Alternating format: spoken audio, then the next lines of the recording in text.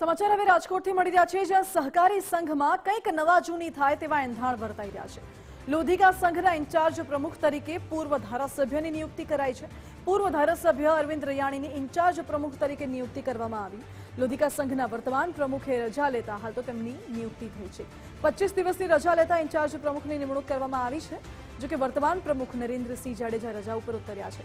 In charge પ્રમુખ તરીકે અરવિંદ રૈયાણીને હાલ તો હવાલો સોંપાયો છે। જો કે અરવિંદ રૈયાણીને પ્રદેશની કારોબારી સભ્યમાં પણ સ્થાન મળ્યું છે। અગાઉ પણ લોધિકા સંઘના પ્રમુખો લાંબી રજા ઉપર ગયા હતા, ત્યારે તો કોઈને ઇન્ચાર્જ પ્રમુખ નહોતા બનાવાયા। આ વખતે બનાવવામાં આવ્યા છે, એટલે અનેક તર્ક વિતર્ક પણ સર્જાઈ રહ્યા છે। સાથે જ અરવિંદ રૈયાણીને ઇન્ચાર્જ પ્રમુખ બનાવતા ચર્ચાઓ એવી તેજ થઈ છે કે સ્થાનિક સ્વરાજની ચૂંટણીમાં શું હવે જૂના જોગીઓને વધુ જવાબદારી મળશે? રાજકોટ લોધિકા સંઘમાં જે રીતના પૂર્વ ચેરમેન છે તે રજા ઉપર જઈ રહ્યા છે, વિદેશ જઈ રહ્યા છે, અને ચેરમેનનો ચાર્જ છે પૂર્વ ધારાસભ્ય અરવિંદભાઈ રૈયાણી છે, તેમને સોંપવામાં આવ્યો છે। આપણે તેમની સાથે વાત કરશું। અરવિંદભાઈ, અત્યાર સુધીના ઇતિહાસમાં આ પ્રકારનું ક્યારે પણ બન્યું નથી। આ રાજકીય દાવપેચ કે શું છે, આખું શું લાગે છે? સૌથી પહેલા તો નમસ્તે સૌને। આજે વસંત પંચમી છે, તો વસંત પંચમીની ખૂબ ખૂબ શુભકામનાઓ। સાથે સાથે વાત કરું રાજકોટ લોધિકા સંઘ એટલે કે રાલોની, તો છેલ્લા 5 વર્ષથી આ નરેન્દ્રસિંહ જાડેજા ચેરમેન પદ નિભાવી રહ્યા છે, પણ એને ઇન્ડિયા છોડી અને થોડાક સમય માટે વિદેશ જવાનું હોય એટલે એને રજા રિપોર્ટ મૂક્યો છે।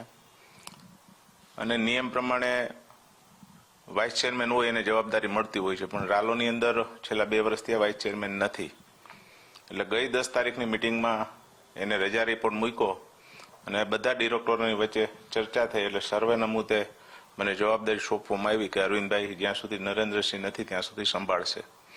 એટલે આમાં બીજી કોઈ વાત છે નહીં, માત્ર ને માત્ર એટલું કે એને બહારગામ જવાનું હોય એના હિસાબે ચાર્જ મને સોંપ્યો છે, આના સિવાય કશું કાંઈ બીજું છે નહીં।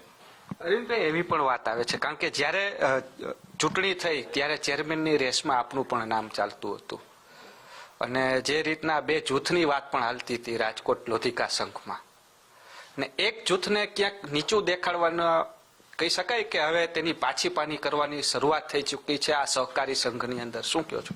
ના, એવું કાંઈ નથી મારા હિસાબ પ્રમાણે, પણ મેં કીધું એવી રીતના કે એને બહારગામ જવાનું છે અને મિટિંગની અંદર આ વાત થઈ, એટલે મિટિંગમાં બધા ડિરેક્ટરો હતા, એની હાજરીમાં ચર્ચા થઈ અને સર્વ નમૂતે મારી વરણી કરવામાં આવી છે। એટલે હું એવું માનું છું જે તે સમયની વાત છે એ આખી વાત જુદી છે, અને છેલ્લે જયારે નિર્ણય થતો હોય છે ત્યારે નિર્ણય બધા માથા ઉપર ચડાવતા જ હોય છે, એટલે એવી કોઈ વાત નથી। અત્યારે તો એ બહારગામ જાય છે એના હિસાબે મને ચાર્જ સોંપવામાં આવ્યો છે। એવી વાત પણ આવે છે, ચર્ચા ચાલે છે કે સહકારી ક્ષેત્રમાં અરવિંદ રૈયાણીનું કદ વધારવા માટે થઈને આખી આ તૈયારીઓ થઈ રહી છે, શું તેને કેટલું સમર્થન? ના, એવું મારા હિસાબે કઈ છે નહીં। હું પણ એક કિસાનનો ખેડૂતનો દીકરો છું, વર્ષોથી આ સહકારી સંસ્થાઓ હારે જોડાયેલો છું, એટલે મારા હિસાબે એવું કઈ નથી। રાજકોટ લોધિકા સંઘ એટલે એશિયા ખંડનું હું એવું માનું છું મોટું સંઘ છે, અને ખૂબ સારી રીતના જે કોઈ ચેરમેન હોય વર્ષોથી ચલાવતા આવે છે, એવી જ રીતના અમે બધા સાથે મળીને જયારે મને જવાબદારી આપી છે ત્યારે ચલાવશું। એટલે એવું કઈ હોતું નથી, કોઈ કાયમી છે નહીં, બરોબર છે। જવાબદારી આવતી હોય ને જતી હોય, અને સમયાંતરે નાના મોટું હાલતું પણ હોય બધું, પણ અત્યારે એવું કઈ છે નહીં।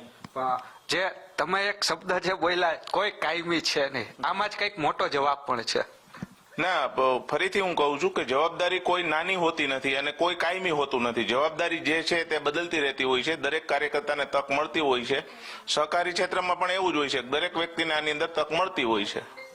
તો આ અરવિંદભાઈ રૈયાણી કે જે રીતના અનેક શબ્દ કહી શકાય આટીકૂટી તો છે, પરંતુ તેમણે એક શબ્દ જે વાપર્યો છે કે કોઈ કાયમી હોતું નથી, તે પણ અનેક શબ્દમાં, આટલા શબ્દમાં ઘણું છે તે કહી દેવામાં આવી રહ્યું છે। કેમેરા પર્સન અભય ત્રિવેદી સાથે રહીમ લાખાણી, ગુજરાત ફર્સ્ટ, રાજકોટ।